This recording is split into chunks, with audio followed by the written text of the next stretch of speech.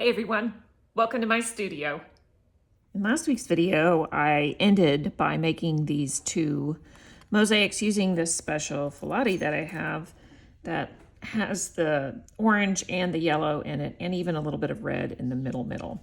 But now I have a special bezel that is the actual shape of a daisy, and I'm going to use a little bit bigger pieces. And that is for a couple reasons. Number one, I don't really have any white filati that I can use, so I'm just going to start with some white smalti.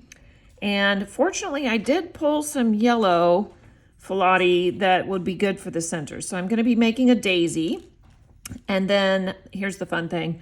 I had this little fused ladybug, and I'm going to put that on one of the petals when I'm done. So that's what I'm going to do next. And because I have all this out and I have more of these petals, I might be making some more of these ZINNIA type daisies that are right there. But I've also got other colors, so not sure yet. We'll see. So it may be kind of difficult to see this in the actual video, but I do have some different whites here. I have this one, which is a little bit more clean and a little bit more cool. And then this one, which is warmer. And this one, which is warmer. This one's warmer yellow, and this one is warmer sort of in the pink. They're all very, very close, so I'm just going to mix them when I put them on the petals. And I'm going to pre-cut some of these first because I want to be ready. And before I start any of that, I think I just realized I should clean off this thing before I start.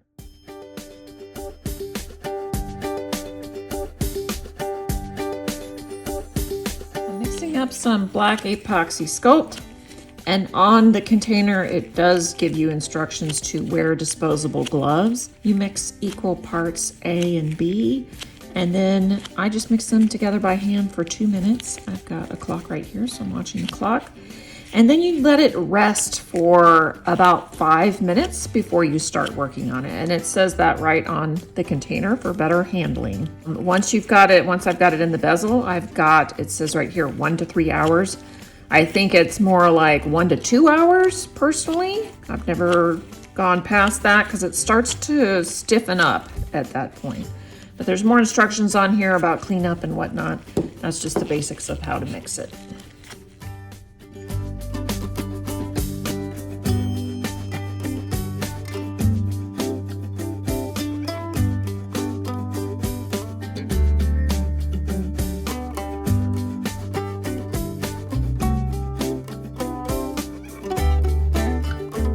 So now my epoxy has been sitting in the bezel for about 5 minutes, and I've just taken the end of these tweezers and poked out a circle in the middle. I do want the center of this flower to be a little bit smaller than where it would be if I went all the way to the edge here, since I'm making a little daisy.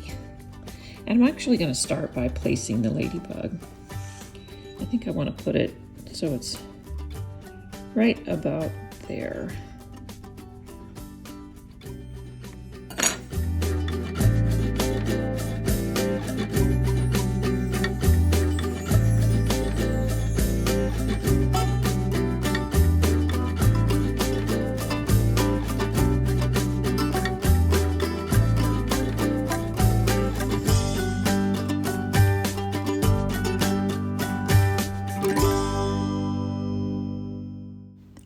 Make another one with little daisies this time.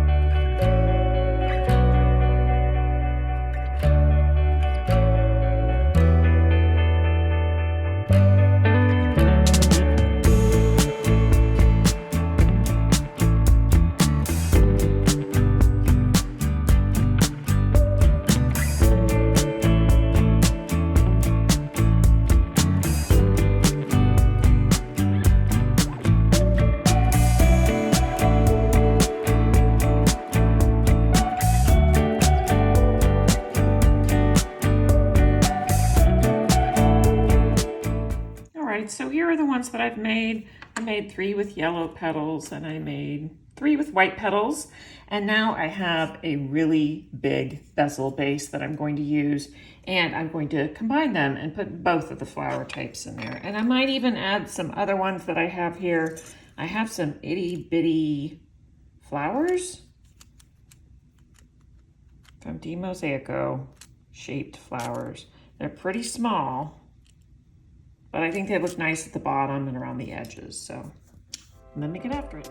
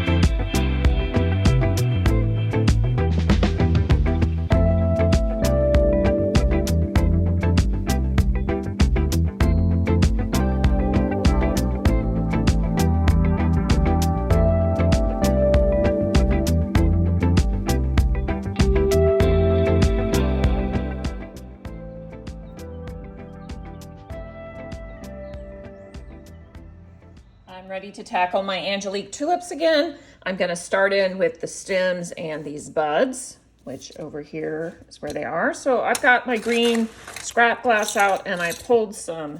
This green is just perfect for the stem, the dark part of the stems on all of them. So that's a great choice. And then there are some brighter pops of green in here. That's what that's for. But I need something that's much, much lighter. And I couldn't find it in my scrap bin, so I had to pull this piece of glass. I will cut some strips from this to use, and then the rest of it will go back in my storage. And what I don't use from the strips will go in the bin in the end, so it doesn't get wasted. That's it.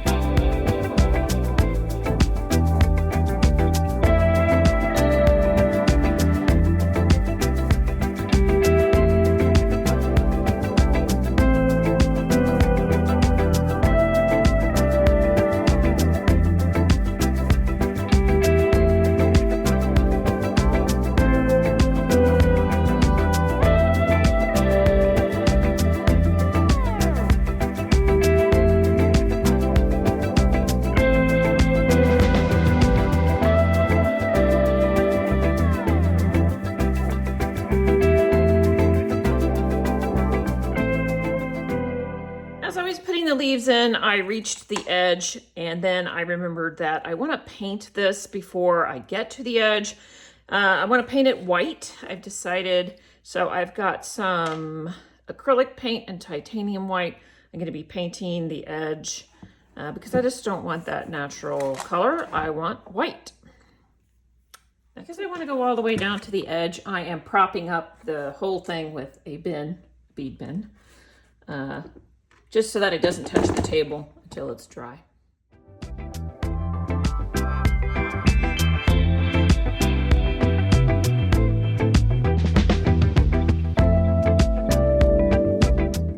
That edge has delayed me quite a bit, and probably it is because I used slow drying acrylic paint, which is great when you're painting a picture with acrylics, but not great when you're painting the edge. So I have to wait for that to dry, so I'm going to work on something else for a bit. I have a new substrate that I'm going to start, and I'm going to start with the beads in the center, and I'm going to model it after the little flowers in the pendant, where it's red and dark colors in the middle, and then red, orange, and yellow petals. So I'm just gonna start with the middle. And I've got some red beads, but I think I might lighten it up with a little bit of gold as well. There you go.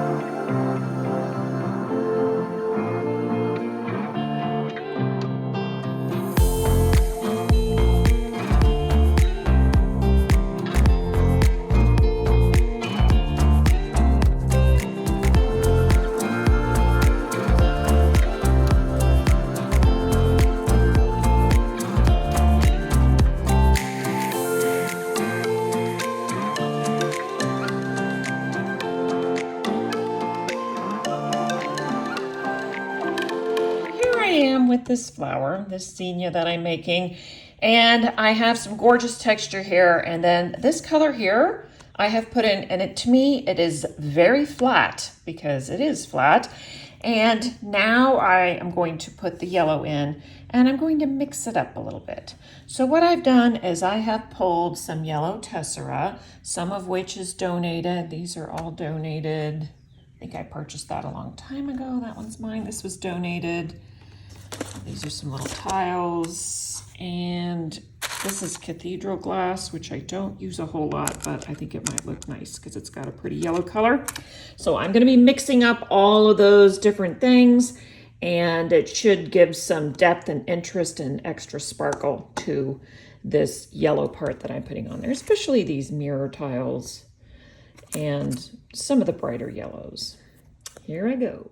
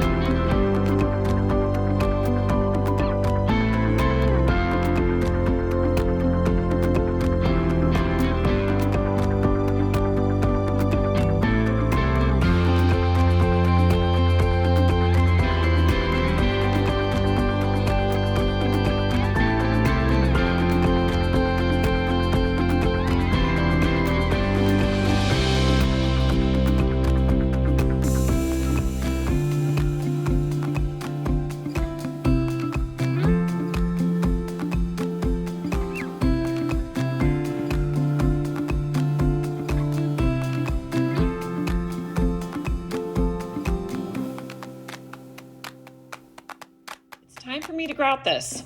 And what I'm thinking is I'm going to try out some of my new colorants from Rainbow. And the color that I want to achieve is an orange color, and there is no orange. There are 24 colors. There's no orange, but there is this brick, and it has an orange cast to it. So that is what I'm going to shoot for, maybe kind of on the lighter side, so that it just makes it a nice hot thing. So I've got the one right here, brick. And when I follow the instructions on this, it says you're supposed to mix it dry and then mix just a little bit with water, see if you like the color, all that business. So I'm gonna do that and get back. All right, I've put it in this baggie. It's 1 cup of my grout, which is a white grout. And then the maximum load you can do is 10%. And I actually went with less than that because I don't want such a deep, bright color. So this is more like, I don't know, 5%. Did about half. And you can't really tell anything until I mix it with water. And let me get it mixed. All right, it's important to have a mask on when you're mixing, so I've got my mask on, N95 mask. And I put just a bit of water in the bottom of the cup. You can do this the other way, but I like the water in first. Let's see what we got. Now we can finally see the color.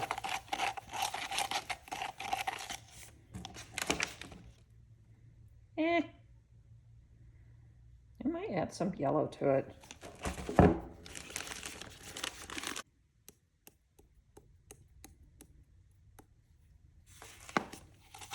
I ended up adding more dry thin set and a lot more yellow to achieve the color that I wanted.